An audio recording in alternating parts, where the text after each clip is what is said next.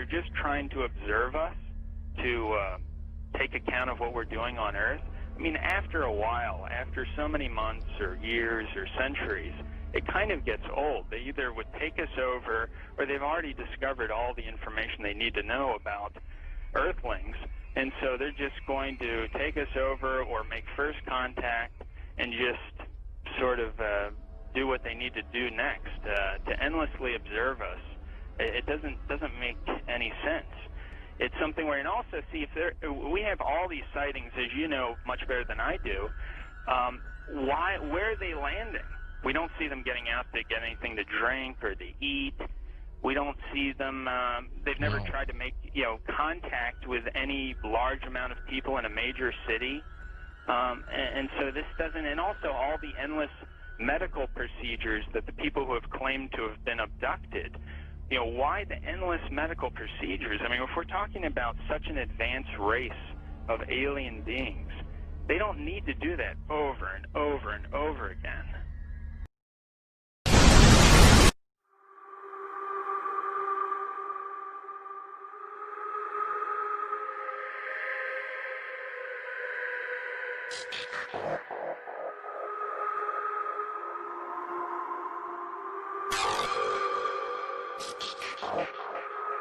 A near-death experience.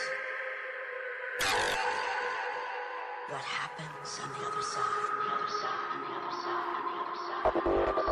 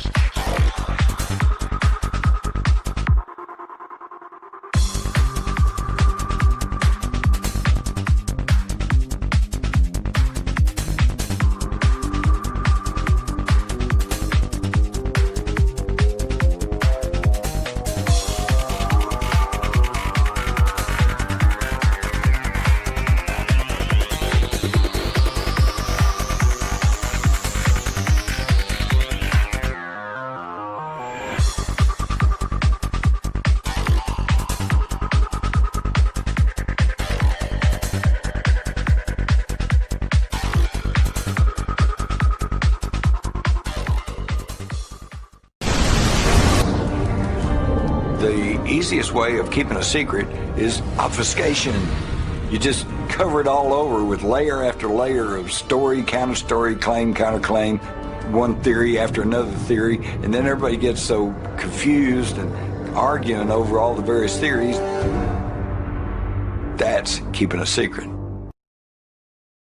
I think it's quite possible that some of the things that are being developed in the United States today are of such a revolutionary nature and still very secret that when they are seen from time to time, as things inevitably do get seen when they're tested, that they could be mistaken for what people think are UFOs. I just think that people should take a very objective view of the UFO phenomenon and not believe right off the bat that what we're seeing are ET craft, because the government has lied to us previously and past times. For instance, the F-117, the Have Blue prototype, first flew 1977, wasn't released to the public until 1988. So that program had been operational for over a decade before it was ever acknowledged. So when you go out at night and you see something very strange, there's a high likelihood that it could be one of ours, and I certainly want to keep that in mind.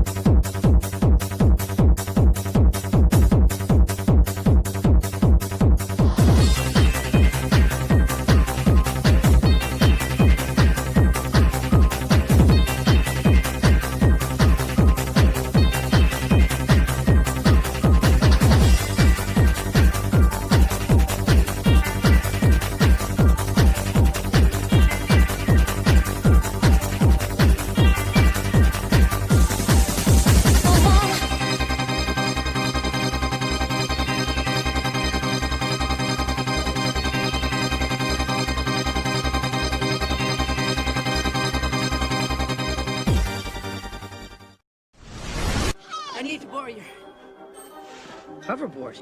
Where is he? Here.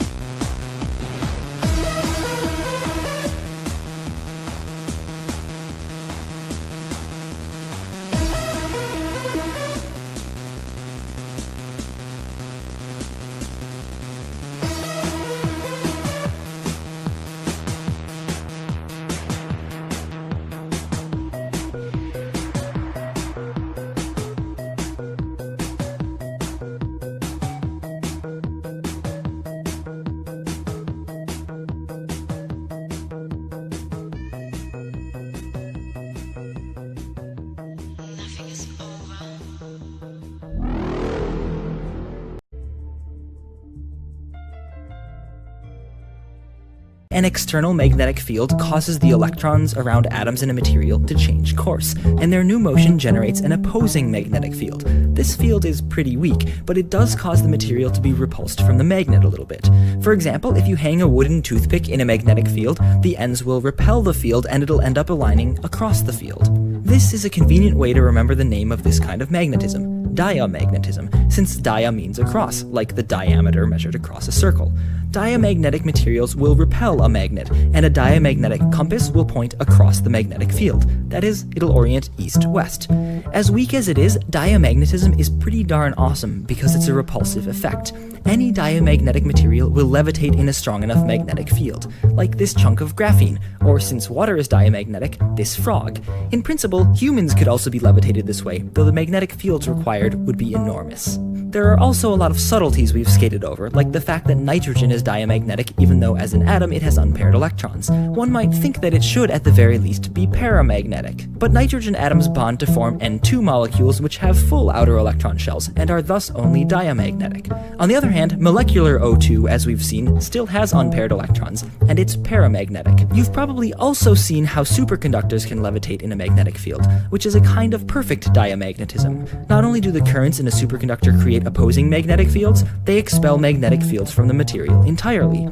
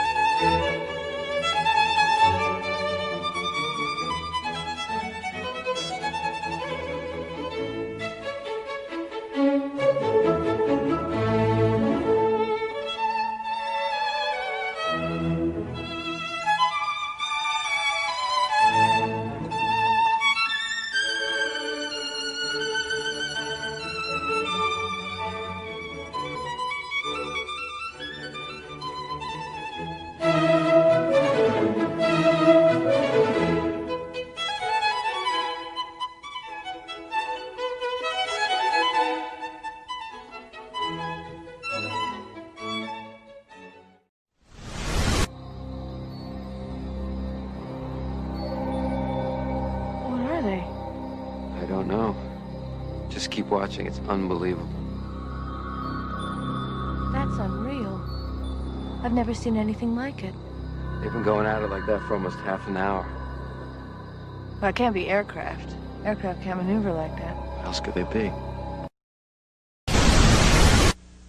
Through the binoculars, it is actually almost saucer-shaped and looks very much like the drawing in the back of my book, in the appendix, my book, Behold a Pale Horse. This vehicle is moving at an unbelievable speed. It is 20 miles away from us, and the entire craft glows.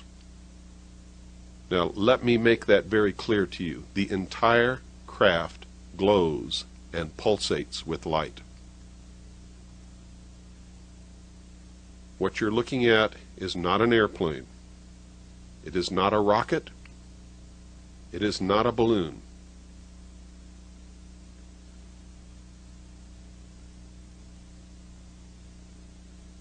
In a few moments, you're going to see some very small blinking or strobing lights. Those lights that you are going to see are aircraft and helicopters that are accompanying this craft on its test flight. This is a very mild test flight. It is not performing the maneuvers that we have seen it perform in the past. However, on another night, we captured this craft performing maneuvers which, according to the laws of physics, cannot be done. And if they could be done, according to the laws of physics as we know them, no human being could live inside a craft performing those maneuvers unless the laws of physics as we know them are wrong. What you are looking at is what people all around the world have been reporting since the late 40s as unidentified flying objects. Now, through the binoculars, this looks like a metal-skinned craft, but the entire skin of the craft glows. When you see extremely rapid horizontal movements like that, it is us moving the camera to keep it in the frame. We never move the camera vertically. Never. You just saw the craft do something that we've witnessed on many occasions. It literally disappears from the sky. Through the binoculars, you can see absolutely nothing there. It doesn't turn out lights. It doesn't stop glowing. It disappears. You see it just come back. It just materializes out of nowhere. And there it's gone again. This is uncut, unedited film. It is rolling exactly as we shot it. Now that's us moving to keep the craft in the frame. Remember, we never move the camera vertically.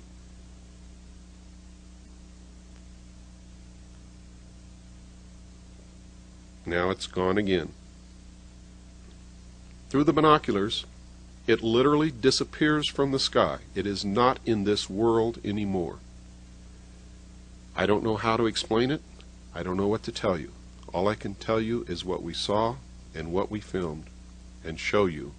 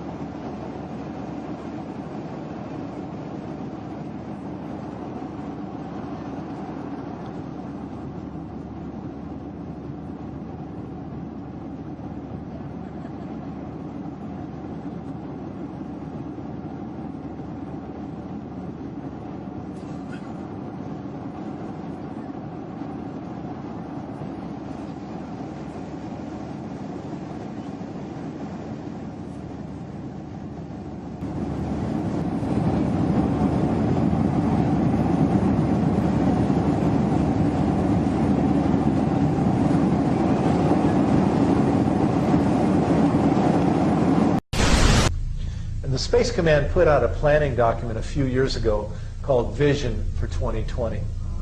And on the cover of it, you see a satellite hitting targets on the Earth below. Let's take a look at some of the language in this so-called Vision for 2020. The Space Command says that in the future, because of corporate globalization of the world economy, they expect that there's going to be a widening gap between the haves and the have-nots, between the rich and the poor all over the world. And as a result of that, the Pentagon predicts that there's going to be more and more regional instability around the world, because people that are under the boot of these multinational corporations are going to organize. They're going to try to organize unions. They're going to organize to get these corporations from controlling their governments. And the Pentagon says, you know, we can't put a Marine on every single street corner of the world to suppress these populations. But with space technology in place, we'll be able to see everything, hear everything, and essentially target everything in every place on the Earth. And the Vision 2020 says that space superiority will emerge as an essential element of battlefield success in future warfare.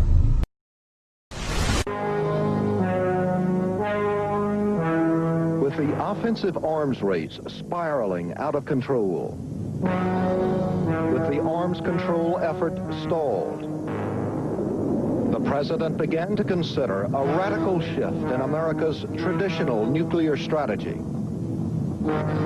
Our only purpose is to search for ways to reduce the danger of nuclear war. My fellow Americans, tonight we're launching an effort which holds the promise of changing the course of human history.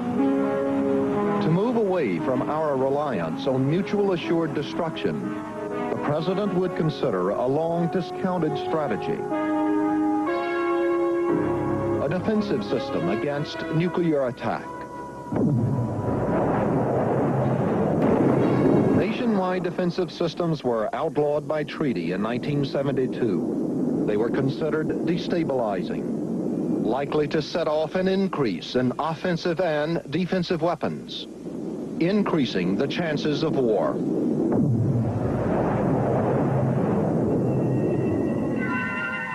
But the cause of defensive weapons was never abandoned by a small group of scientists, congressional and military leaders.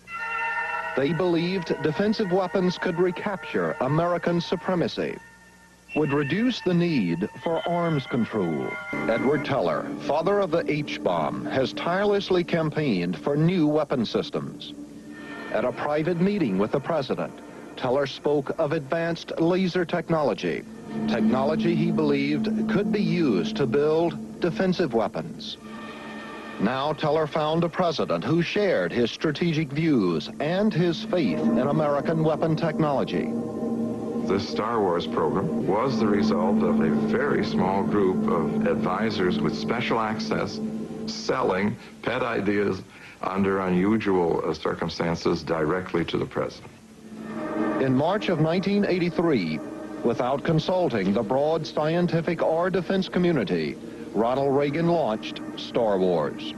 I call upon the scientific community, those who gave us nuclear weapons, to turn their great talents now to the cause of mankind and world peace, to give us the means of rendering these nuclear weapons impotent and obsolete.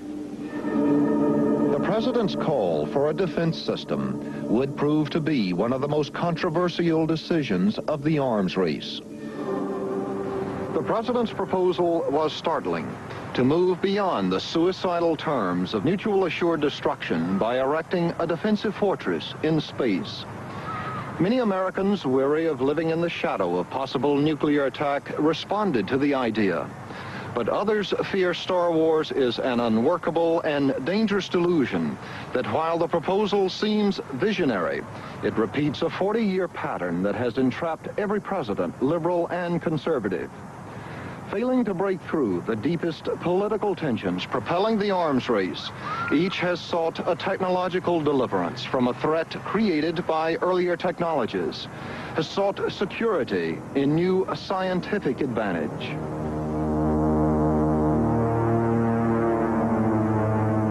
Here, an artist's projection of the president's vision. Banning into space, a layered defense to protect the country from nuclear devastation. U.S. spy satellites would watch the world below, detect Soviet missiles blasting off, compute the position and speed of each missile, alert battle stations in space, on Earth. The first response, space-based kinetic energy weapons fire high-speed projectiles from hypervelocity guns, intercepting enemy missiles as they are boosted through the atmosphere. Popped up into space, Earth-based nuclear-powered X-ray lasers fire their radioactive rays. Attack rays from land-based excimer lasers are redirected by huge mirrors orbiting in space. Chemical lasers fire beams that burn through the shell of the onrushing missile. Particle beam weapons with pulsing rays join the attack. Still over the atmosphere, the missile bus ejects its cargo, multiple nuclear warheads.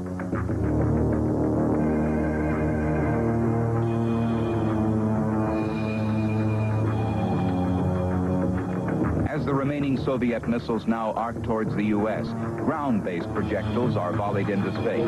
Their giant steel ribs shatter the enemy weapons. The final minute. The surviving warheads enter the atmosphere above the United States, are attacked by laser-equipped planes. Earth-based lasers and ABM rockets eliminate the last warheads. The administration's original claim for the Strategic Defense Initiative was that it would be a perfect defense.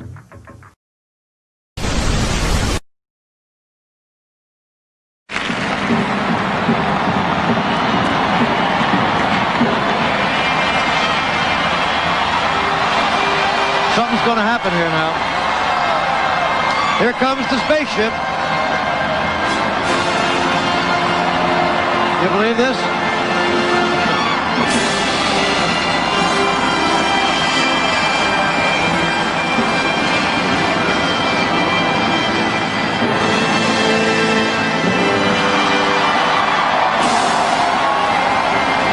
Most of the crowd just beginning to see it now. Oh, it's several hundred feet high still.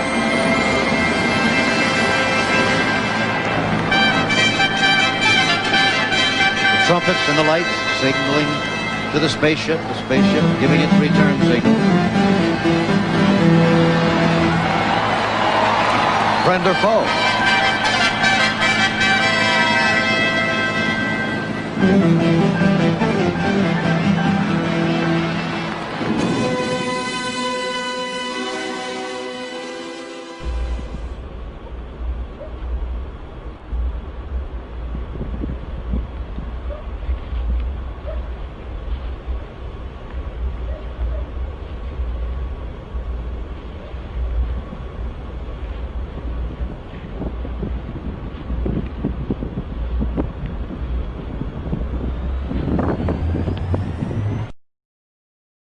Now I'll ask Officer Stein and his colleagues to escort the accused into the room so that we may all look upon the guilty party. Don't get him too close to me, please. Now, this just goes to show that you guys are entirely too serious.